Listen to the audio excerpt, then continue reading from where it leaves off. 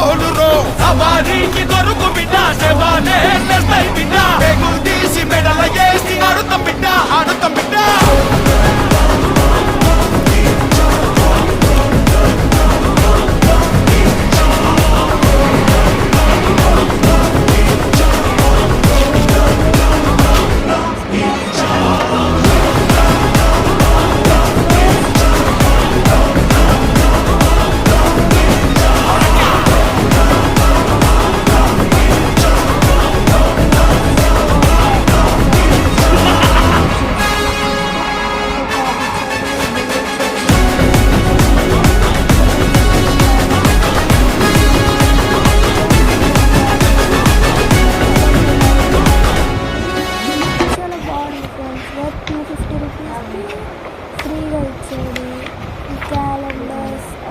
జరిగిన రోజు అది పునర్వ్యవస్థీకరణ చట్టం అమల్లోకి రావడం వల్ల తెలంగాణ ఆవిర్భావ దిశగా హైదరాబాద్ తాత్కాలిక రాజధానిగా మిగిలింది.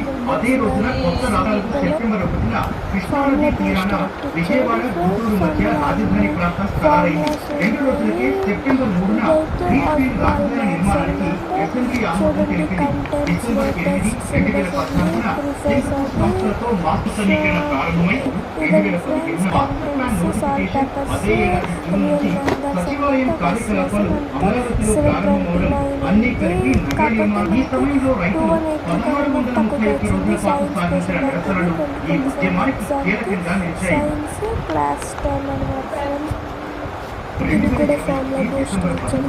3 రాజధానుల చట్టం ఉపసంహరణ 2022 మార్చి 5న వస్తుత అమలులో పారదర్శకత కనిపిస్తోంది. మౌలిక వసతులు, కనెక్టివిటీ, పరిపాలనా నిర్మాణాలు సమాంతరంగా అభివృద్ధి చెందుతున్నాయి. రైతుల విశ్వాసాన్ని తిరిగి పొందుతూ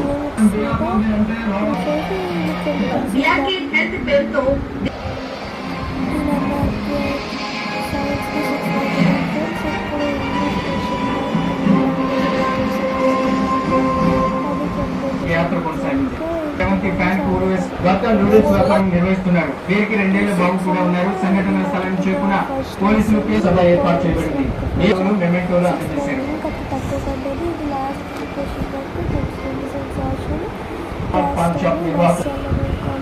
జయంతి సందర్భంగా గురువారం నిర్వహించనున్న విజయయాత్ర నేపథ్యంలో నగరంలో విస్తృతంగా హైదరాబాద్ బడంపేట్ డిప్యూటీ కమిషనర్ సరస్వతాల అక్రమాలకు పాల్పడినట్లు జేహెచ్ఎంసీ విజిలెన్స్ తో పాటు ఏసీబీ విచారించే కమిషనర్ నిర్ణయం తీసుకున్నారు. మొత్తం 8 మందిని సస్పెండ్ చేసిన